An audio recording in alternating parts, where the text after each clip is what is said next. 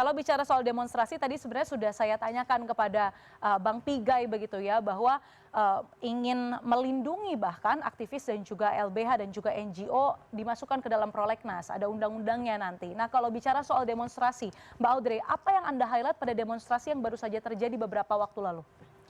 Sebenarnya ini jadi concern kita semua ya dari masyarakat sipil, bagaimana kemudian dari rentetan aksi yang merupakan eskalasi gitu ya, tumpukan amarah publik dari awal pemerintahan Prabowo sampai sekarang, Ya. sampai pasca Februari dibentuknya Kementerian HAM itu seolah-olah tidak ada dari Kementerian HAM yang bisa mengamplifikasi apa yang menjadi pelanggaran-pelanggaran di lapangan, juga merespon gitu bagaimana kemudian masyarakat sipil dengan cepat melakukan pendampingan dan juga memberikan kritik gitu, Betul. apa yang sebenarnya harus diperbaiki dari kurang lebih 1 tahun terakhir ini.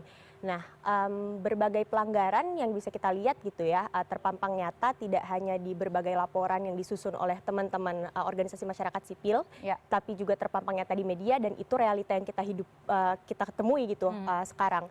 Bagaimana kemudian penyelenggara negara itu berlenggang tanpa adanya pendekatan hak asasi manusia sama sekali dalam menyelenggarakan negara gitu. Oke. Dan itu sebenarnya peran krusial Kementerian Hak Asasi Manusia gitu. Bagaimana pada tatanan peraturan, keterlibatannya sejauh mana gitu dari berbagai pembentukan peraturan yang saat ini sedang bergulir, juga pada tatanan operasional bagaimana kemudian implementasinya dalam konteks ini aparat penegak hukum gitu ya, merespon aksi-aksi kemarin gitu. Oke, tadi soal demonstrasi ini kan juga sempat jadi topik pembahasan dengan Bang Pigai begitu ya. Ia menyebutkan Kementerian HAM adalah yang pertama datang kepada keluarga almarhum Afan begitu. Dukungan-dukungan juga dari segi biaya, dari segi perawatan itu juga sudah diberikan kepada korban-korban demonstrasi begitu. Menurut Anda apakah dari segi itu cukup begitu untuk membuat negara hadir atau Kementerian HAM hadir ketika misalnya demonstrasi ada aksi represif di sana? Saya rasa pendekatan-pendekatan seperti itu pendekatan yang normatif ya. Dalam artian di sini itu sudah menjadi tanggung jawab negara, tapi di sisi lain ada gestur lain yang perlu ditunjukkan gitu. Tidak hanya bagaimana kemudian negara hadir secara langsung. Gestur penting apa yang menurut Mbak Audrey seharusnya dilakukan tapi tidak ada kemarin di demonstrasi kemarin?